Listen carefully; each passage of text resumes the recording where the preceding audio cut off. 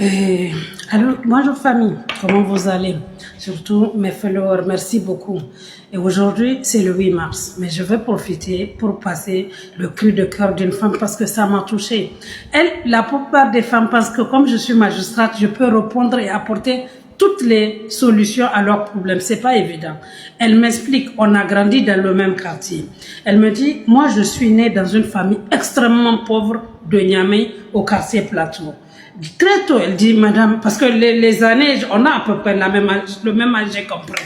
Elle me dit, et voilà ce qui se passe. Il se passe que moi, j'ai grandi au plateau dans une famille très pauvre. On habitait dans des cases.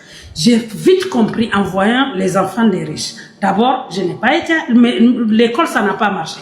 Mon père ne travaille pas, ma mère ne travaille pas. Mon père n'a pas été à l'école, ma mère n'a pas été à l'école.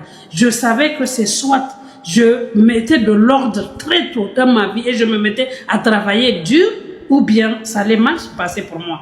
Donc, j'ai profité aussi de l'opportunité que je suis dans un quartier de riches et je suis partie frapper à toutes les portes et j'ai commencé à être domestique. Comme je prenais soin de moi, malgré que j'étais domestique, j'étais propre et tout, très vite, j'ai commencé à être domestique pour les expatriés, les Camerounais, les Ivoiriens. Et en fin de compte, j'étais chanceuse, je suis devenue domestique chez une femme blanche. Elle me payait bien, je commençais le boulot chez elle le lundi, je finissais le samedi et le dimanche, je passais ça en famille. Alhamdulillah, je mangeais bien, je dormais bien, elle me payait un bon salaire qui me permettait en fait de soutenir mes parents.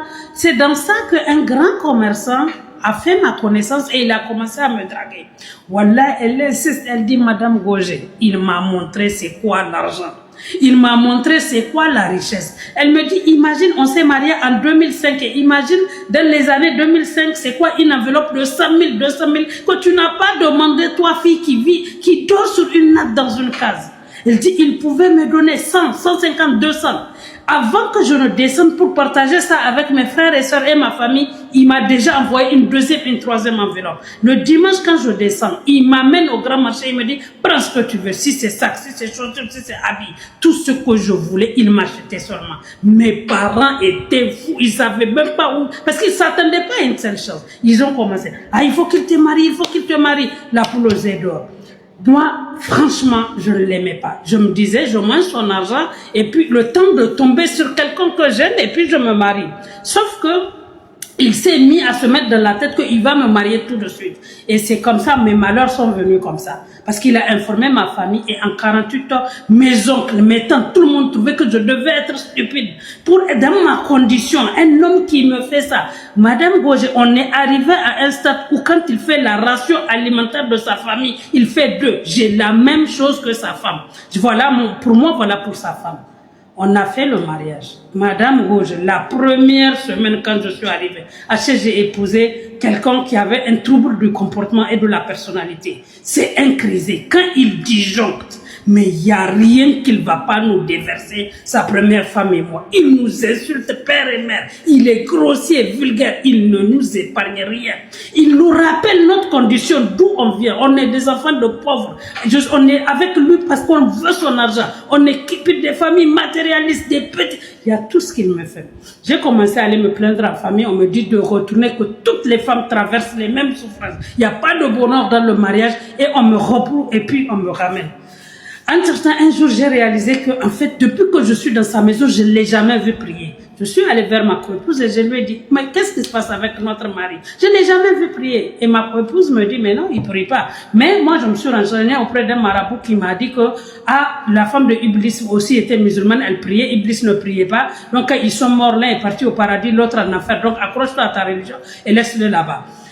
Et j'ai laissé. Et puis, dans tous les cas, de la manière dont il a l'argent, mais c'est que là où il est terrible, en fait, on est dans une belle maison. On a ce qu'on veut, mais l'argent liquide, il ne te donne pas. Donc ça ne nous permet pas d'être autonome. On ne mange bien, on dort dans la clim. On a tout ce qu'il faut sauf de l'argent liquide. Un jour, mon père tombe malade.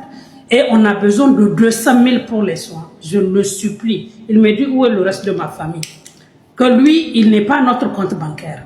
Il a fallu que j'aille négocier mon ami qui a négocié son mari qui m'a donné 100 000. J'ai regardé un peu ce que j'ai, le personnel que je peux vendre, j'ai complété. Je suis arrivée à l'hôpital pour donner l'argent. Mon père est décédé ce jour-là.